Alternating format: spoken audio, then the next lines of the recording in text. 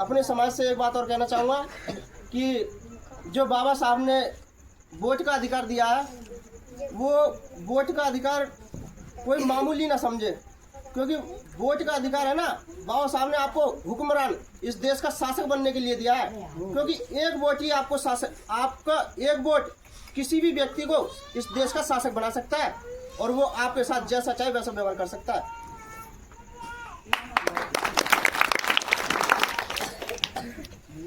हमें अपना वोट बड़े सोच समझ के देना चाहिए कि कौन हमारा भला चाहता है और कौन नहीं।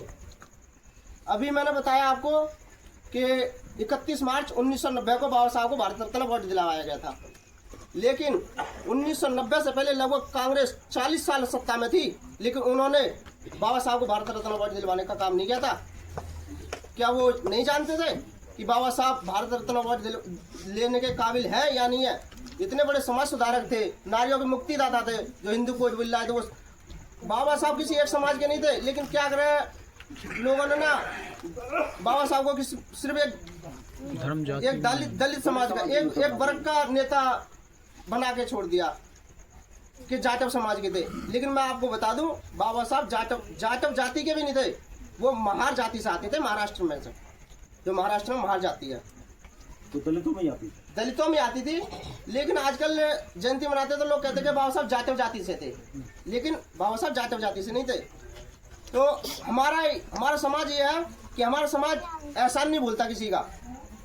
बाबा साहब ने जो हमारे ऊपर एहसान किया है, जो एक जानवरों से बदतर जिंदगी जी रहे थे हमारा समाज, उसका इंसानों के बराबर ही देने का जो काम किया था बाबा साहब ने, हम उनका बहुत दिल से धन्यवाद करते हैं। और उनके लिए तो कुछ कह नहीं सकते, बस थोड़ी सी बात बोली, लेकिन उनको कुछ उनका धन्यवाद कर ही नहीं सकते, उन्होंने इतना बड़ा काम किया हमारे लिए।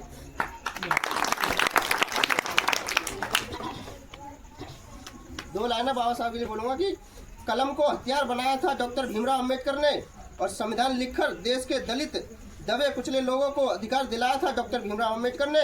आज जो हक की बात करते हैं, इसकी नींव रखी थी डॉक्टर भीमराव अंबेडकर ने। सच्चाई है, बाबा साहब डॉक्टर भीमराव अंबेडकर जी ने हमें झुकना नहीं, हमें लड़ना सिखाया है।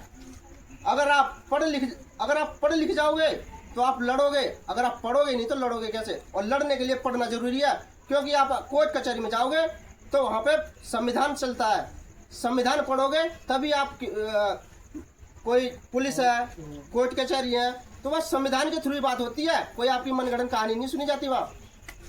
और मैं अपने समाज से बस यही कहना चाहूँगा कि बच्चों को जरूर पढ़ाएं, पढ़ना बहुत जरूरी है। अनपढ़ व्यक्ति अंधे के समान है, बाहर निकल कर देखो, अनपढ़ व्यक्ति की कोई वैल्यू नहीं है। बस यही कहना चाहूँगा। बाकी जय भीम, जय भारत, जय संविधान।